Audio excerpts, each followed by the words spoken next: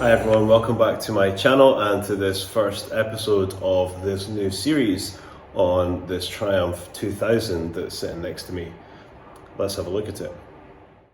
So I've done this a bit back to front because I did actually start time-lapse polishing it and showing a little bit of the progress before I've actually filmed this intro, because there's somebody in helping me clean the unit, or helping to clean the unit the other day while I was doing this, and I couldn't really film while they were doing that. So it needs a good polish. As you can see, it's really dull. The paintwork's really dull. But it's a 1950s car, so definitely been painted since then. No idea when, but yeah, as you can see, it's really flat. Gonna have to be really careful because I was chatting to my friend Fraser about it, and he joked that the paintwork's probably Resla thin, so it's probably not very thick paint. So you have to be very careful, and yeah, just see if we can try and get a good result, but without compromising the paint, without going through anywhere. So I'll give you an update shortly, and we'll see how we're getting on.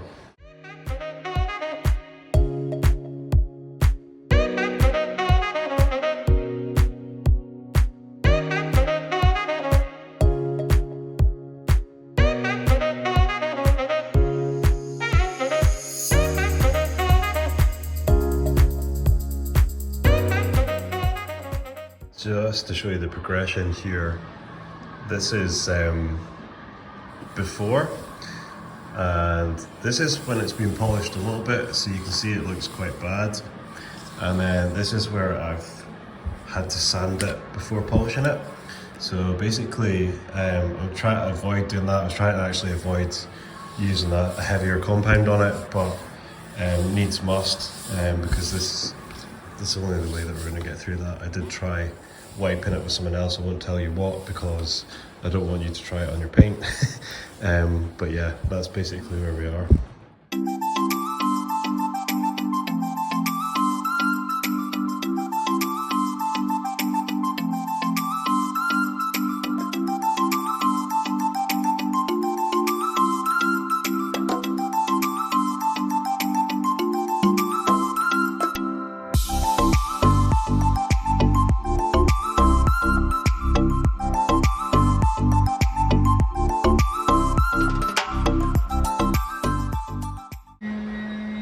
Sorry about the background noise. So as you can see, that's come up really well. I didn't go any further because although it's a lot thicker than the paint on the bonnet, which is Resla thick, yeah, I don't know how old it is.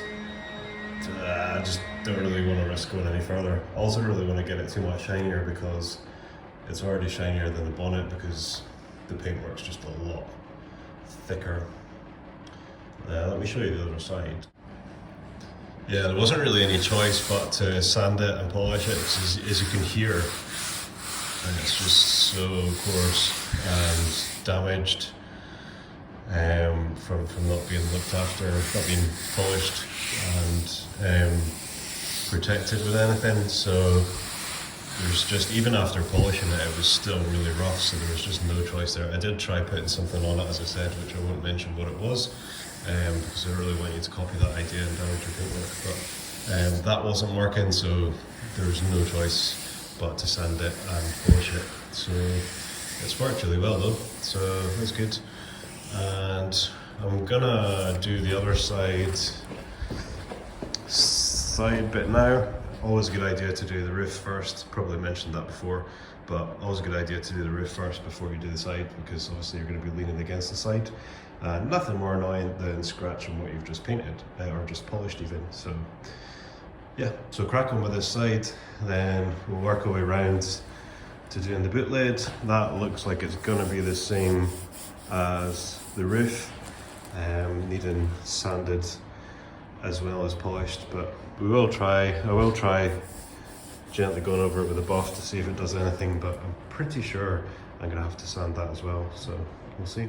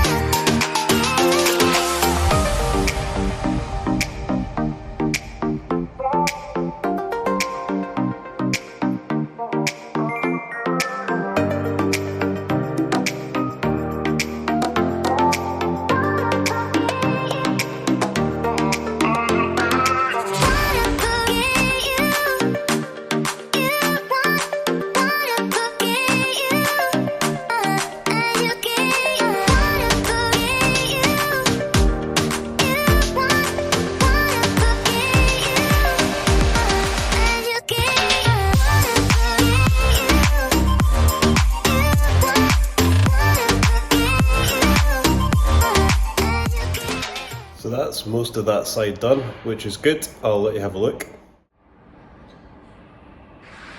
There we go, looking a lot better.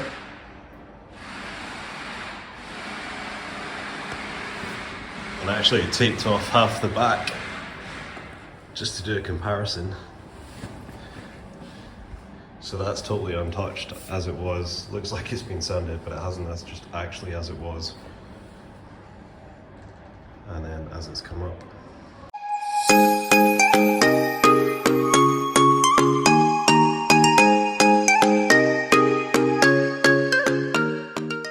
So it's gone up really well. It's getting pretty late, but I'm gonna crack on because I've got another car coming in the morning. So I can fit 2 cars in the unit, I think. I've never done it before, but I'm gonna be able to tuck this away in the corner, is the plan, and get the other car in. Just detailing that, so that's fine. Get the owner of this to come down, have a look, and see what he would like me to paint. And yeah, just anything that is going to be done to this car while it's in, and then we'll get it switched over for the next car that he's wanting me to do. So yeah, I better stop chatting, better get polishing.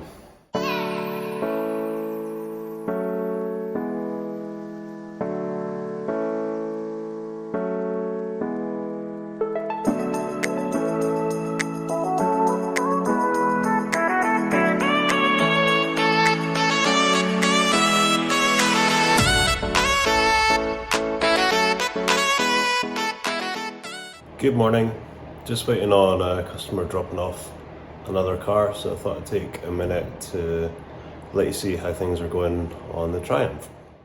So I finished quite late last night, been down this side, obviously that half of the roof which you saw, finished off the boot lid. I'm gonna do the smaller bits with a smaller buff head. So onto this side, gonna get cracking with this. Gonna need to put this to the side to do the job on this other car, but it's not a big job, so it's just kind of polishing it up and waxing it, so that shouldn't take too long. So while I'm waiting on that coming in, I'm gonna get cracked on, try and get a bit more done on this. So just gonna do what I did on the other side.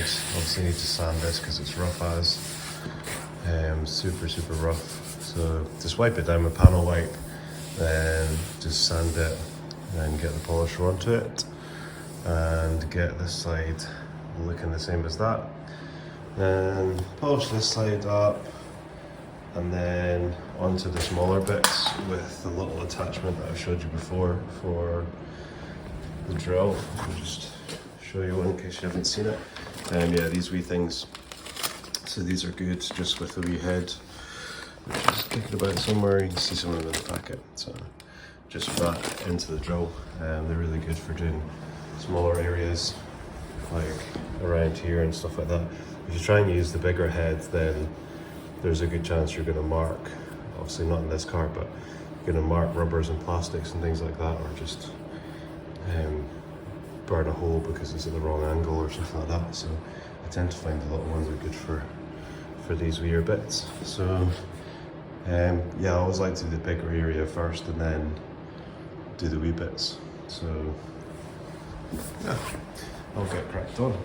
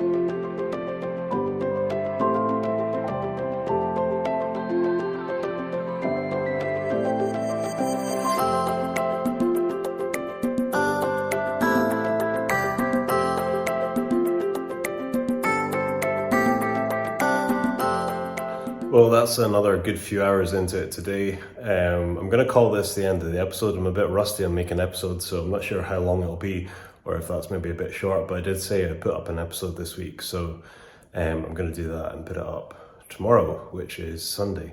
So let me show you how the car is looking and you can see what you think. So it's all been polished up now. I'm going to come back to some bits, as I said.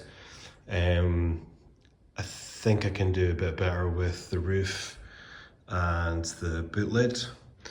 Obviously I need to be careful because it's pretty old paint and I don't really want to go through anywhere, and it was really dull when I started, so although it's not, it's never going to be a mirror finish, and not up to the kind of standards I would do on a car that I'd painted or on a more modern car that had kind of base and clear, plenty to work with. It's still a really big difference from what it was, and I'm pretty sure the owner is going to be quite happy. So I'm gonna get another few hours on it to do the boot lid and the roof, and then what I'm going to do after that is I'm going to walk around the car with the owner and see how he's feeling about it. If he feels as though that's as shiny as he wants to go, or whether he wants me to risk going further anywhere, and also to see what bits he wants painted, because that was one of the bits. There's a hole in the boot and he'll be able to get a good look around the car. Obviously it's nice and bright in here, so he'll be able to get a good look around the car, and I can just go over with him what I've noticed about the paintwork, bits that are kind of thinner and so forth. So yeah, gonna get another few hours on it. I'll polish the boot lid and the roof again, and then just go around it and see if there's anywhere else that I feel as though it could do with getting shined up a bit more. Probably do a little bit more in the wings, but really I'm kind of limited by the fact that it's 2K and the fact that it's pretty old, so there's not loads to work with, especially on the front. It's a lot thinner, so I need to be careful because I don't want to go through anywhere and then create more paintwork that he doesn't want to do. So there we go. I hope you've enjoyed this first episode. It's great to be back shooting again. I'll switch around the camera. Yeah, I hope you've enjoyed this first episode. Great to be filming again, great to have the unit almost where I want to be. And there is a scissor lift coming as well, so I decided to bite the bullet and get one because I'm pretty sure that was what finished off my knees and made me need the surgery.